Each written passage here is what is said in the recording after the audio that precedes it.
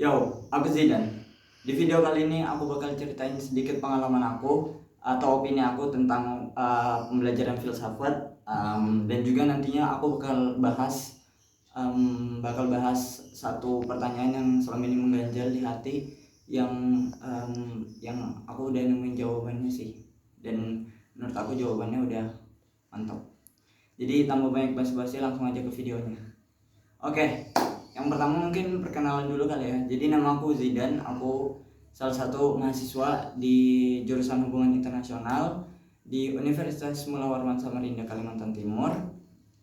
Dan aku sekarang ada di semester 2, dan di semester 2 ini aku dapat mata kuliah, salah satu mata kuliah yaitu filsafat. Dan um, ini kali pertama aku belajar tentang filsafat, karena sebelumnya di SMA aku nggak pernah belajar sama sekali tentang pelajaran filsafat, karena aku basicnya anak IPA dan aku nyebrang ke sosum atau IPS. Nah, jadi mungkin yang pertama opini dulu kali ya. Opini aku tentang pembelajaran filsafat itu, filsafat itu menurut aku, waktu aku dapat pertama kali pembelajaran filsafat itu, menurut aku filsafat itu pembelajaran yang menarik.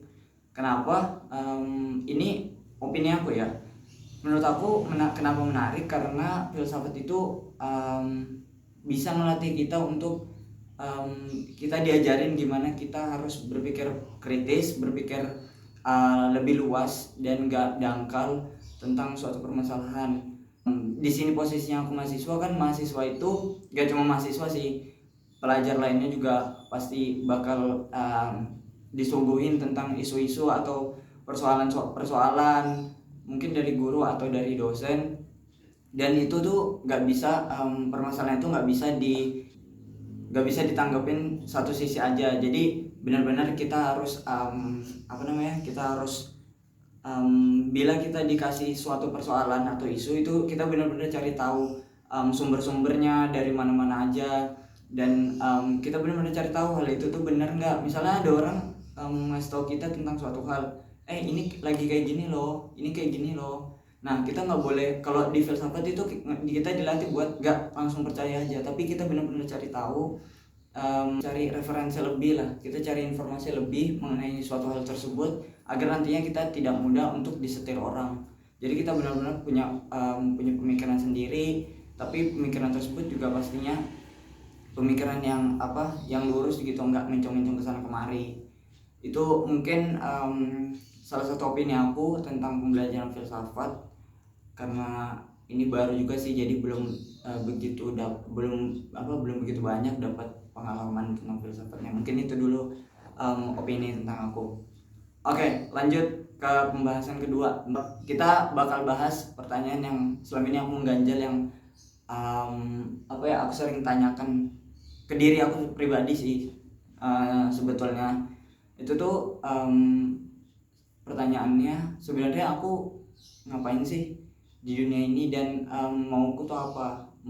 Aku tuh sering ngelakuin hal-hal yang aku senang. Misalnya ngelakuin, kan aku suka olahraga, aku sering ngelakuin olahraga, ngelakuin hal-hal yang aku senang, tapi aku sering nggak ngerasa bahagia.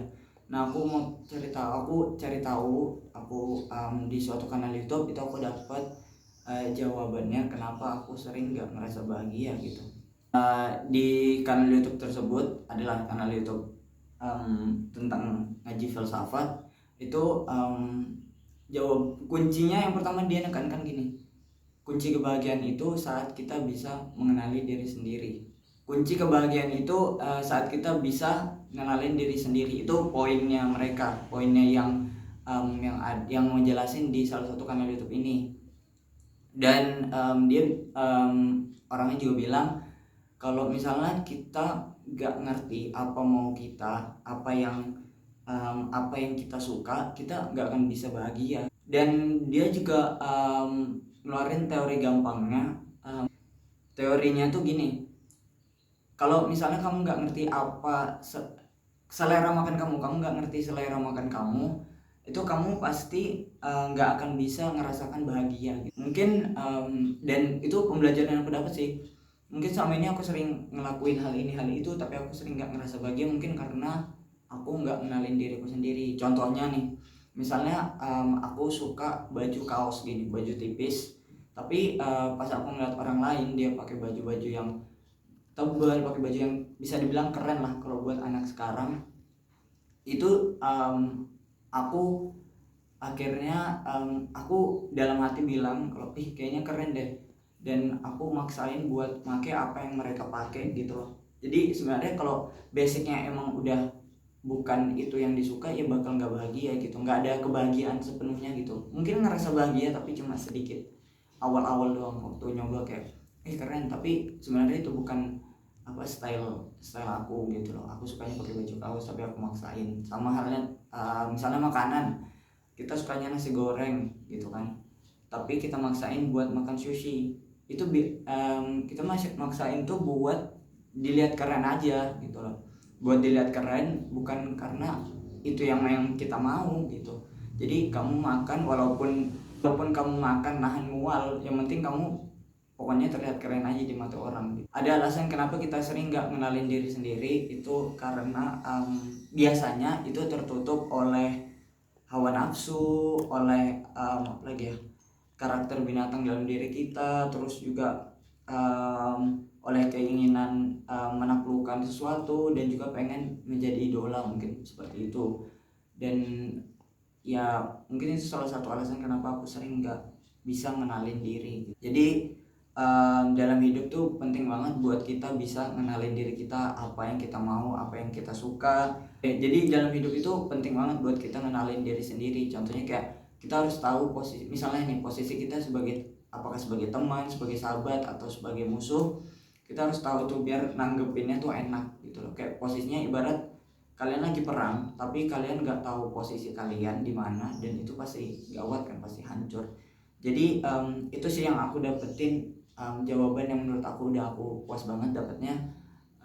Kenapa aku sering nggak ngerasa bahagia, karena aku belum bisa kenalin diri, karena ketutup tadi hawa nafsu mungkin, atau ya itu tadi hawa nafsu, namanya juga manusia ya guys ya, pasti kayak gitu. Jadi ya ini jadi pembelajaran buat aku pribadi sih, dan kalau misalnya kalian bisa take posisi poin dari apa yang aku sampaikan, ya alhamdulillah, berarti bisa bermanfaat juga buat orang lain. Dan pastinya yang paling penting buat aku pribadi dulu pembelajaran ini. Mungkin sekian yang bisa aku sampaikan tentang opini aku tentang pembelajaran filsafat, dan juga tadi ada kita bahas satu pertanyaan yang pertanyaan yang selama ini aku tanyakan untuk diri aku pribadi gitu loh. Jadi itu aja mungkin dari aku. See you on the next video. Bye bye.